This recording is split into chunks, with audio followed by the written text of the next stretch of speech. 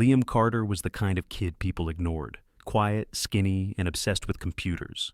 He grew up in a small Ohio town where success meant getting a factory job, or maybe, if you were lucky, going to community college. Liam's parents worked nonstop just to pay the bills. His dad fixed trucks. His mom worked at a diner. From an early age, Liam wanted more. Not fame, not even money, just freedom. At 15, he was already coding small mobile games and selling them for $5 online. He didn't make much, but he learned. By 18, he got accepted to Stanford on a partial scholarship. For the first time, he felt like he belonged to something bigger. But soon, he'd find out that belonging comes at a price.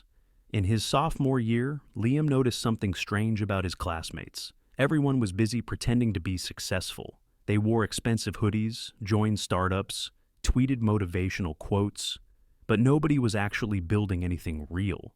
Liam decided to change that. One night, after a frustrating group project, he had an idea. What if there was an app that connects college students who actually want to build things, not just talk about them? He called it Founder. The concept was simple. Match students based on complementary skills, coders, designers, marketers. Help them launch projects together, track their progress publicly. It was like LinkedIn meets a productivity tracker, but for students who actually did stuff. Liam spent 3 months coding the first prototype in his dorm. No investors, no marketing. He posted it on Reddit, in a thread called Build Something That Matters. The next morning, his server crashed. Thousands of students were signing up. Founder went viral overnight. Tech blogs picked it up, calling it the app for real builders. Within a week, 50,000 students had joined. Within a month, over 300 universities were using it. Liam had no office, no company, just a dorm room and a dream. That's when they found him. A venture capitalist named Elliot Grant from San Francisco emailed him, "Let's talk. I think you've built something big." Liam flew to California for the first time. He pitched in a small glass room overlooking the bay. Elliot smiled and said, "You remind me of Zuckerberg, without the ego. I'll fund you $2 million. Liam couldn't believe it. He dropped out of Stanford the next day. He hired his roommates. He rented a small office in Palo Alto. And just like that, Founder Inc. was born. Within 18 months, Founder exploded. Partnerships with universities, brand deals with tech companies, a team of 50 employees. Liam became the face of the young founder revolution. Podcasts, interviews, magazine covers. Everyone called him the next big thing. But behind the scenes, something darker was brewing. Success changes people, but more than that, it attracts the wrong ones. Elliot, his investor, started taking control. He pushed Liam to grow faster, hire aggressively, spend more. Liam wanted to stay authentic. Elliot wanted scale. "We're not running a hobby project," Elliot told him. "We're building a unicorn." Soon, Founder started burning through cash. The product broke under heavy traffic. Bugs piled up. Users complained.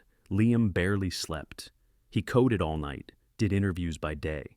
He was building an empire, but losing his soul. Liam copied the Founder codebase onto an encrypted drive. He rewrote it, line by line, into a new version he called Founder X. This one was private, decentralized, untrackable. He planned to launch it secretly and shut down the old company. But Elliot found out.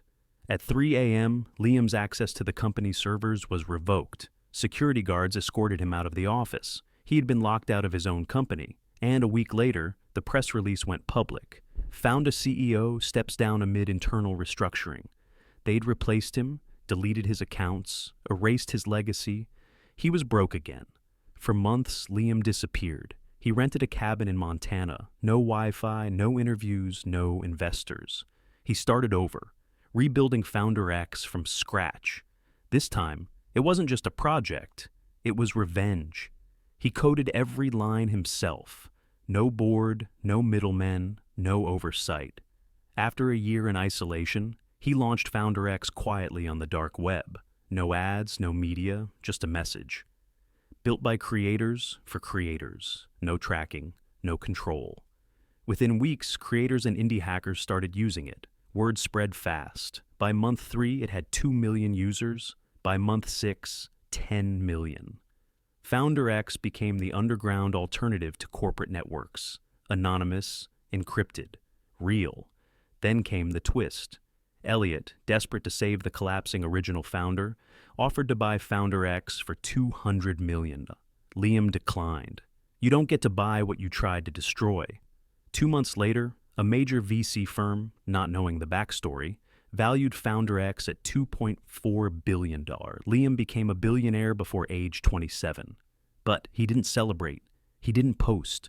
He didn't even have social media anymore. He knew the price of attention. Success didn't come without enemies. Corporations tried to shut Founder X down, calling it dangerous. Governments claimed it encouraged anonymity. Servers were attacked. Accounts were banned.